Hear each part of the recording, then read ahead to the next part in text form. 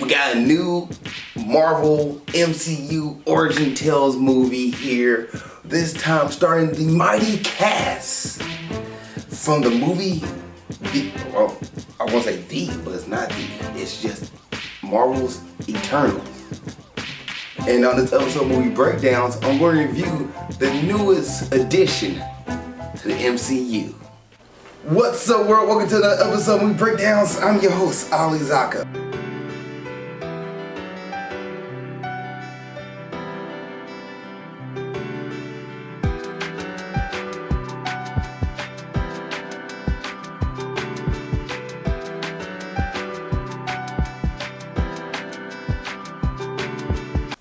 What's up, world? Welcome to another episode of Movie Breakdowns. I'm your host, Zakka. And what's Movie Breakdowns? A movie review series looking at new and old movies, give them a grade A through L, plus and minus a due count. And if there's a movie you want me to review, let me know. Please put in the comment section below and I get to it as best I can. Also on the Patreon/Zakka. For $2 a month, you get to hop on the Patreon, jump in front of everybody, and wherever you want me to review, I do it immediately because you're paying for my services.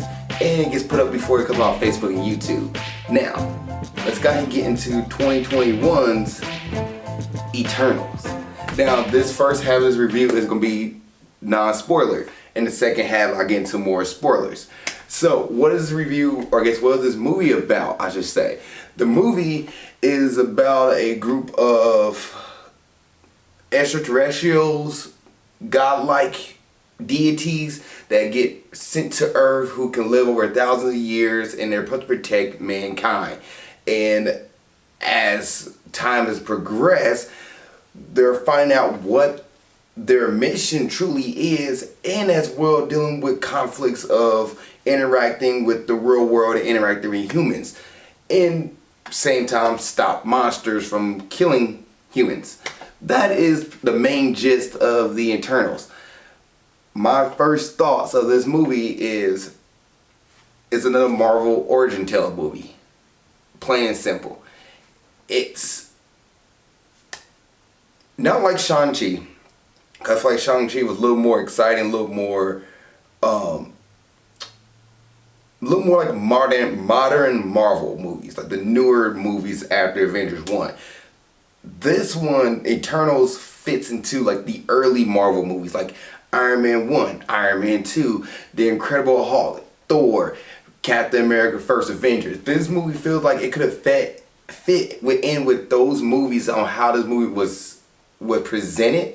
Now, CGI, animation, cinematography, this movie is a gorgeous movie to look at. You're going to see scenes and events or scenes and designs in this movie to be like, man, that's really colorful, that's really thought and well. That also seems like this is a kind of a dull scene. Like I'm actually surprised they did it in this location. Like you're gonna see different stuff with this movie because one, it is all over the place. The movie does hop via location. You're gonna be in different areas, different parts of the country, different parts of the world, different time periods, because like I said, they're 1,000 years old.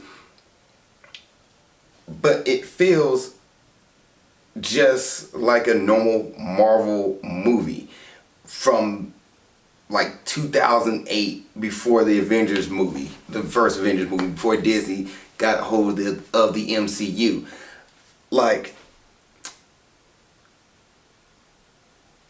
it just feels like a movie. Like I watched this movie, and it's 2 hours and 37 minutes long, and I watched this movie, and at the end of it I didn't feel like it was super great, but I didn't feel like it was bad. It just seemed like a normal Marvel movie that if it came out in 2008, 2009, 2010, and 11, it'd probably be like really astounding. But because we've seen the origin tale before, and we've seen a movie where a bunch of characters come together for a mission, we've seen that done so well. Heck, Guardians of the Galaxy is right here. Like, we've seen that movie done so well, where you get a movie like this, you're kind of like, it's been done better.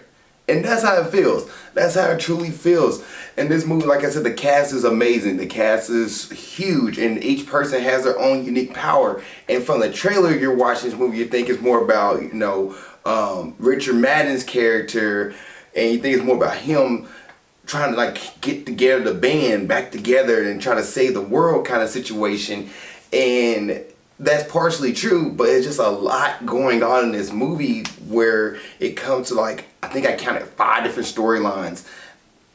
Let me see.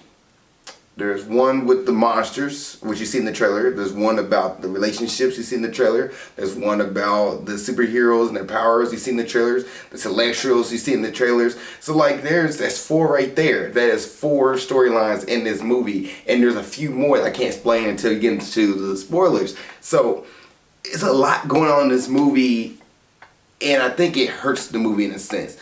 Because there's so much going on, because the movie doesn't focus on one or few things, and it has multiple storylines going on into this movie, because it is an origins movie. They're trying to get everything in there so they can get to the next MCU movie, the next installment of the Eternals, that it hampers the movie in a sense. It really does. And because of that, I feel like a lot of people are going to walk away from this movie not feeling like super ecstatic, like, oh my gosh, this movie made me feel a certain way. This movie had me on my edge of my seat at certain points. I think a lot of people are gonna walk away from movies like, it was another movie. It was another movie. Was it bad? No. Was it super great? No. It's just another movie to move along the MCU, because we've seen these storylines done a lot better in other movies, and now that we're getting in this movie, you're just kind of like, well, They had to put it out there, because they didn't put the movie out there. Whatever the next event happens in the next MCU movie that relates to this movie, you're going to be like, ah. But yeah, if you're going to this movie expecting to see like Shang-Chi or Black Widow, or what's another one that came out before Black Widow? Was it Spider-Man No Way Home? No, that's the new one. Spider-Man Far From Home? If you're expecting those kind of movies to be a part of this movie, you're going to be disappointed. You're going to be very disappointed, because it's different. It's a definitely different tone than those movies. There are some jokes here and there. You got a few characters who bring the jokes. You're going to laugh and have some chuckles. But as far as, you know, the standard Marvel movie, this is more of the origin tale movie. It's more, think more Iron Man 2, Iron Man 1, Thor 1, Captain America First Avenger, on how the storyline flows and how those pacing of those movies are. Think of those, especially Iron Man 2, because this movie does have a lot of, Eternals have a lot of pacing. At the beginning of the movie, there's a lot going on, and then it kind of slows down, and then it picks back up again to get the giant climactic battle at the end of the movie as well, just like you have with other MCU movies. But if you're expecting the recent MCU feel to this movie, you're going to be disappointed. But other than that, it's okay movie. It's fine. It's fine. Because this movie just came out in theaters and it's currently in theaters, this is opening weekend, I'm not going to talk about how much money is made in the budget, but I'm going to talk about the director. This movie is directed by Chloe Zhao, and I'll talk more about the directing in the spoilers section. But as far as her getting the cast, as far as her doing certain things with characters, I thought it was fine. I thought it was okay. It wasn't outstanding, but I thought it was okay. I'll talk more about that in spoilers. Alright, let's get into the cast. So, Gemma, I'm sorry messing some of these names up, but Gemma Chan, she plays Cersei. I thought she did great. I thought she was okay. She's probably the most relatable character in the movie. Cersei's probably one you'll get behind more than anybody else. And to be honest, she is more the protagonist of this movie. This is more of her movie per se. But I think she did good. I thought she was fine. Richard Madden, who is Robb Stark, R.I.P.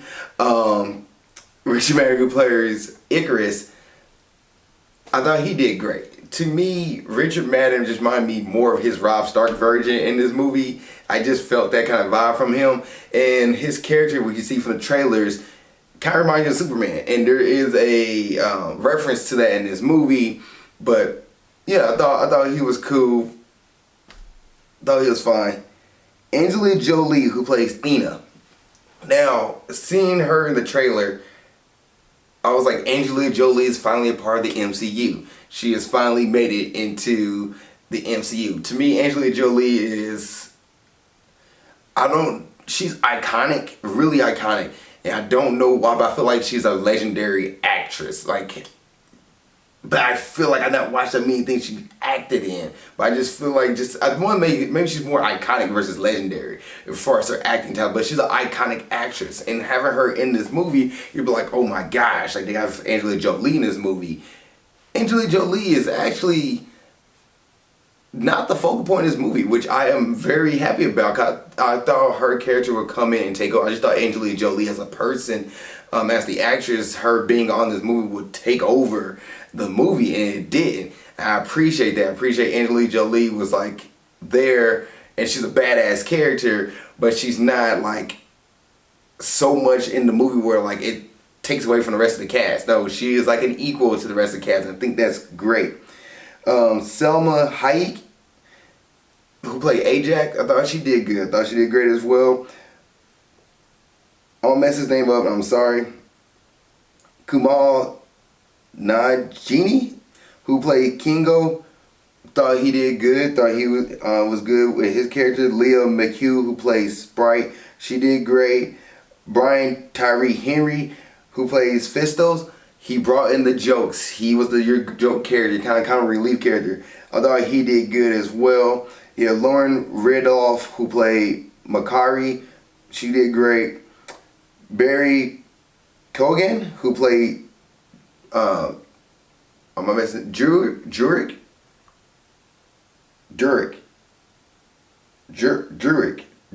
No, I can't think of the name of it right now. I have it to my tongue. Druid. I thought he did good for his character. And then Mondong Sho, or Don Lee, who played Gilgamesh, I thought he did good as well. And I feel like the casting was good. I actually like the fact that this movie is very diverse. It kind of reminded me of like early 90s cartoons, superhero cartoons and comic books, and early 2000s superhero cartoons and comic books, where the cast for everybody in the group were diverse and different. It wasn't all the same people. They all didn't look the same. Matter of fact, one of the series you can bring up is Avatar: Last Airbender, where you have Aang, Katara, Sokka, Toph, Zuko. They all look different. They all have different walks of life and different styles and different ways to go about life. In this movie, I feel like it fit that trope where each character had a different version, different walk of life, was different from the other, different complexion. Nobody was the same type. Like I like that, and I appreciate the fact that this movie had a diversity, and yeah, it's great. Good for that. I think that's such a cool thing. That's probably the cast that I really want to talk about. But as far as that, like I feel like everybody in the cast was good. It was great. Any other thoughts? The music, I'm a big fan of music when it comes to movies. The music is nothing to ride home about. You're not going to have like those epic moments where you hear the theme song playing, you're like immersed into it. Like, I'm bring back up Shang-Chi again, because when his theme song plays, you hear it. You hear the piano, you hear the strings, you're all into it. The Avengers theme song plays, you hear that, you know exactly what's about to happen. This movie, their theme song is not there. If it is there, you might hear a little bit of it, but it doesn't immerse you into the movie. And it's a fine movie. It's a movie, it's an origin tale. Get to meet the cast. It had to be rolled out for the next MCU movie. So, yeah. I'm talking more about the storyline, the main pieces in the spoilers section. But as far as the story, yeah, this is an okay movie. It's an okay Marvel movie. It's average, definitely average movie. All right. Any other thoughts? No. If this is a Marvel movie, you should see. If you're not into the MCU, you're not huge into it, you can pass this movie. This not be the one you need to go watch, but if you're a huge Marvel fan, definitely go watch this movie, because there's implications in this movie that are going to affect the future movies going forward. So definitely go watch this movie if you're really into the MCU or you're a big Marvel fan. If you're not, you're somebody who watches because, oh, your friend's going to go see it or somebody else is going to go see it, you can pass. Unless you're a huge movie fan and you love watching movies, go watch it. On that, you can wait until it comes out on DVD or if it comes on Disney Plus. Great time. I'm going to grade Eternals for 2021 I'm gonna give it a C, 75%. This movie gets a C from me. It's very early Marvel movie, very early style in 2021. It's not a bad movie, but it's not the greatest movie either. Like it's an okay movie. It is a movie. It's average. I feel like you're gonna watch this movie and walk away from it like, okay. If you're somebody who's not into, I would say somebody who's not into slower moving movies, you might be disappointed in this movie. But the hate it's getting right now, I don't think it's warranted. Because Marvel's been hitting out the park for the past, 10 plus years here, and you finally get one that's just an average early Marvel movie origin tale. You walk into it, I guess a lot of people had higher expectations because they done it so well with all the other ones, but then you get this one, you're just like, eh. Like you watch some of my Marvel reviews, a lot of the newer ones that are like C plus and up. C plus is like 79%. There's just like one thing was off about that movie that really like deterred me. Like Shang-Chi, if I go back and review it, I've watched the movie twice now, and I'm gonna watch it again. I would almost give it a B minus now. Looking at Shang-Chi again, a B minus, 80% versus 79%. That third act is just definitely out of left field. But this movie, I feel like it kept consistent the whole way through. It just was just an average movie. It wasn't that great. It was an average movie. So you seen The Eternals. What did you think? Please put in the comment section below. Other than that, if you're going to sit around for spoilers, see you on the flip side for the spoilers. And if you're not, thank you for watching the episode movie breakdowns. I really appreciate you. See you next time. And those for spoilers, see you on 3, 2, 1. Alright guys, let's go ahead and get into the spoilers section of Eternals. So, one thing I want to mention is Kit Harington is in this movie. Jon Snow is in this movie. You see him in the trailer, but he's pretty much in the movie for about, what, 15 minutes, 20 minutes, maybe 30 total minutes in this movie. He's not in the movie that much, but he is there. He's a pretty big, I guess he's going to be a bigger character in the future. Matter of fact, did it actually say Black Knight? Yeah, he's going to be Black Knight in the future. He's another Marvel character that I know a little bit about, but don't know that much. But he's there. He's a build-up character. But the problem with this movie is the way the movie was directed and how the storyline played out. So this movie cuts from the past and present a lot. You start off in 5000 BC, and then you go to like 570 something BC, and then you go to present day. Then you cut back to 480, and you go back to present day. Then you cut back to another place, and the movie kept telling you what location it was and then the time frame. But then there's other parts where they jump to another location, like they went from Australia to the Amazon to South Dakota, and the movie just doesn't tell you if it's present or not. And you have to sometimes figure out, are they telling the story backwards or are they telling the story forward? And there's a lot of jump cuts in this movie that kind of throws you off, that throws the pacing off just a little bit, where you're just like watching like, oh, okay, they got another flashback. Okay, what's going on here? All right, then we're going forward. Oh, what's going on here? Okay, we're going forward. Then you have this villain that's a part of I can't think of the name of the villains now, the monsters. Not the Divine, but you got these monsters that are in this movie, and I can't remember the name off the top of my head. Deviants, sorry. You got these Deviants, and one of the dudes pretty much still sells power from Dragon Ball Z. Like, he can grab the internals and like absorb their abilities, and then have their abilities and transform. So pretty much you went from imperfect cell to perfect cell in this movie.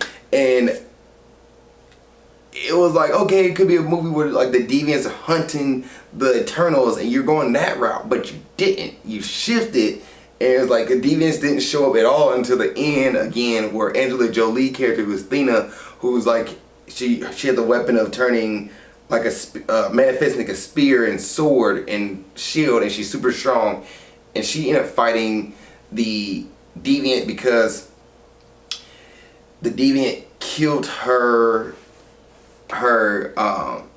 lover, I guess, Don Lee, who, by the way, I think Don Lee plays in Wolf of Wall Street. Let me see, it's the same guy.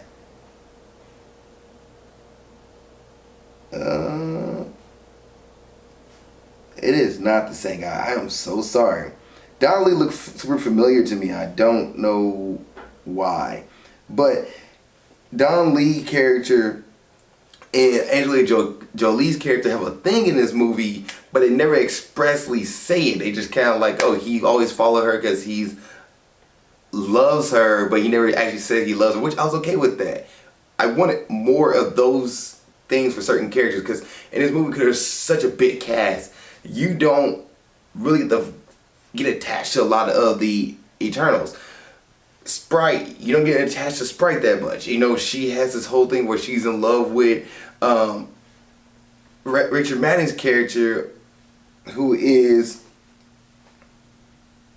Icarus. She's in love with him, but she can never ever be with him because she's in the body of a kid, and because the Celestial made her a kid for whatever sake. And on top of that, you get the storyline of the Celestials have the Eternals on Earth, so Earth can become a farming system for the next Celestial to be birthed into life. Because this movie gives you the whole background how the universe is created in this movie, and they're created by the Celestials. So you get a whole background on that, and when their Celestials have enough energy on a certain planet, they plant a seed on this planet, let the planet grow by getting a bunch of people on here, or life forms, and then the Celestial eats the planet to be birthed. In the movie, the Eternals realize, well, we don't want to follow that pathway anymore, we want to stop this, so they try to reverse the Celestial from being born, which is another storyline. So you get the Deviants, who were made to keep order in check by one of the Celestials because he wanted to. And then he realized his creation wasn't perfect, so he made Eternals to kill his other creations so they can build life forms to make enough energy on the planet, on a certain planet, so the next Celestial will be born and take over. So the Eternals got to stop the Celestials from making a new one and destroying Earth. So that's another storyline. Then you have Icarus, who decided to betray his group because he needed to follow the plan. You know, they've been on Earth for thousands of years. He want to follow the plan. Even the rest of the Eternals are like, we don't want to go down that route. We enjoy being on life. We enjoy being here and being going with humans, and we're going to get attached and love humans. Cersei actually is in a relationship with Jon Snow, with Kit Harington's character in this movie, and you're like, okay, well, it'd be neat they fleshed that part out, but they didn't. They just pretty much shoved everything in all at once, and then threw flashback in without like having characters think about it, just jump back. You just got cut back into the past. You're like, what is going on here? So the movie does like it's all over the place from time to time to time, and then there's other things you can nitpick. Like there's a scene where Spike turns invisible on the airplane, and Richard Madden character Icarus sits down in the same spot that she was at, but Sprite didn't make any noise. I'm assuming that Sprite got up and walked away, but the movie cuts into that. Also, to defeat the Celestial at the end of the movie, these characters put the head like bands on that gets created so they can put their powers together to make one giant, like one person to be the superpower of the group, as I think it's Omni Brain or Omni tools like that. So one person is the single most powerful of the group. And they somehow got it on Icarus and they got it on Sprite, who wasn't part of the group, and they pretty much just threw that in there, and it's like, oh, they're using their energy now too, but it doesn't explain how they got their energy together. Like the movie just did things at certain points. You're just like, okay, I guess we're just rolling with it. Fine. And another thing on the relationships in this movie, you have one character, Jewett, which is his name, who is played by Barry Keoghan. So Jewett, his ability was able to manipulate and control the thoughts of other people, and at one point he betrays the group, and he's like, well, he not betrayed, he just leaves them. He's like, screw the rules, I know you're not supposed to be interfering with people, but I'm going to interfere anyway because people don't know how to control them, so they attack each other. I don't want to see this anymore. And there's a scene where the group had to go and try to convince him to join them, and he was like, why didn't I need to join you guys? And that sounded like a movie in of itself, of the gang trying to get Druid to join them so they can stop the Celestial, but they didn't. They just like made it happen real quick, and then the deviants showed up and started attacking. Druid was like, "Fine, I'll join you guys." And you're just like, there's more to this movie. There's more to these characters than just thrusting together. This movie had the get the band back together moment, cause after the breakup moment. Get the band back together and then just try to stop the bad guy in the end. But wait a minute, one of the good guys is an actual undercover agent, and you're like, all right. And then he just pretty much like, I'm just following the pack. Everybody else fell apart. And he was like, what the heck? And then while you tag along with everybody to try to stall them, you know, at the end of the day, you could have just killed them at any time. What's going on here? So some of the writing for these characters, some of the storyline beats for them really didn't feel connected and felt a little off. But at the same time, you can watch this movie and see where it's going. It just seemed like it was a little bit over the place. It didn't feel cohesive. But it's not a bad movie. Like, I've seen worse movies where it's like, yeah, it wasn't cohesive at all. And this one was like, you're fine. It's a superhero movie. It's fine. It's okay. Like, it's not the worst thing in the world like people try to make it out to be. But you watch the storyline of the movie, you be like, well, that could have been done a little better. That could have been better. And I think this movie suffered from the MCU trying to put everything together so they can build on the storyline versus fleshing it out. If this movie was about getting the band back together, about like, okay, we was all together at one point in our younger days, and we all left because we didn't like the way things are being handled, and here comes another event coming back to, you know, destroy us all, which could have been the Deviants. The Deviants could have came back, and then at the end of this movie, they could have fought that Deviant who became Cell from Dragon Ball Z. Could have fought that Deviant, and then from there you get like, oh wait, we beat all the Deviants, but the Celestial wants us to kill Earth. All right, we need to stop the Celestial. And then the next movie picks up where they're trying to fight the Celestial and stop the Celestial, and then the third movie you have, you know, whatever's going to happen next. That way you get to build on these characters. Matter of fact, you don't need to get the whole band together in this movie to stop the Deviants. You could have had, you know, Richard Madden's character. You could have had Cersei. You could Gemma Chan's character. You could have had Angelina Jolie's character, who also suffering from memory loss or giving her past memories back. So that also threw you off. You're like, well, when did she lose it? When did she not? Like, she just cuts in and out. Like, hold on.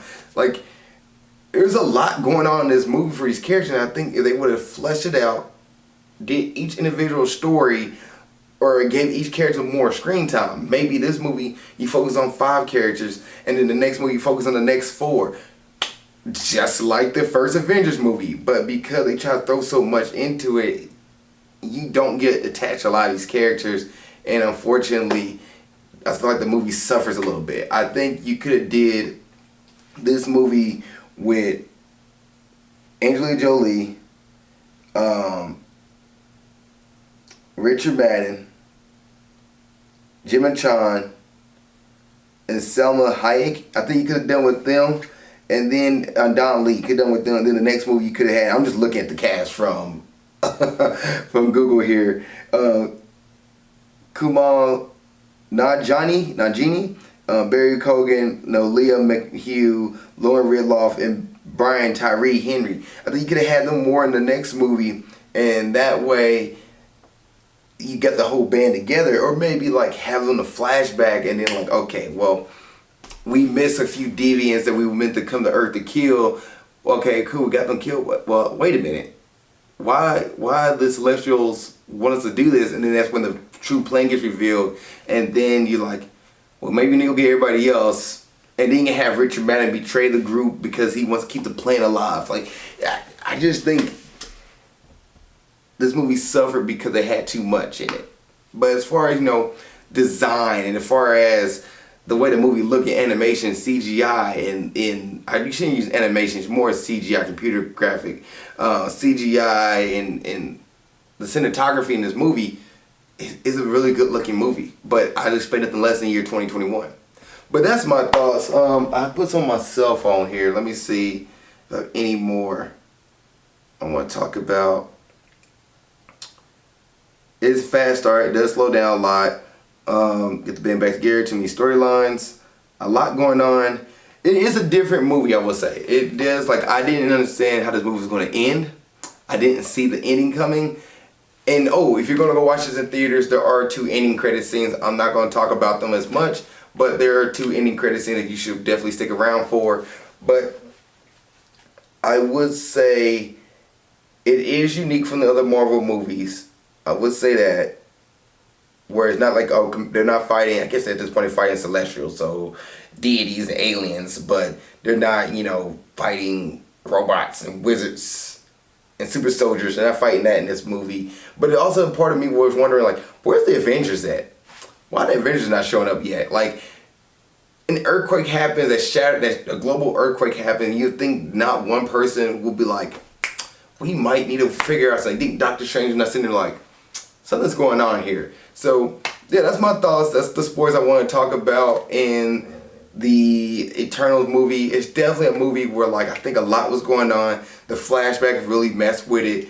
But if they would have cut the movie in half, did like a part 1, part 2, I think it would be a much better movie. Like Guardians of the Galaxy, you had, I think it was a great team up movie with a bunch of no-name characters. You didn't really dive deep into their backgrounds. You knew who Gamora was because of Thanos, who you already heard about a little bit. Rocket and Groot kind of just appeared, and you learn more about their story in the second movie. So the first movie was literally just them there, and they're helping out. Drax, you hear about his story. And it's also a group of, what, 5 people? It's not that complex versus a group of, 10. So, alright. That's my thoughts on movies.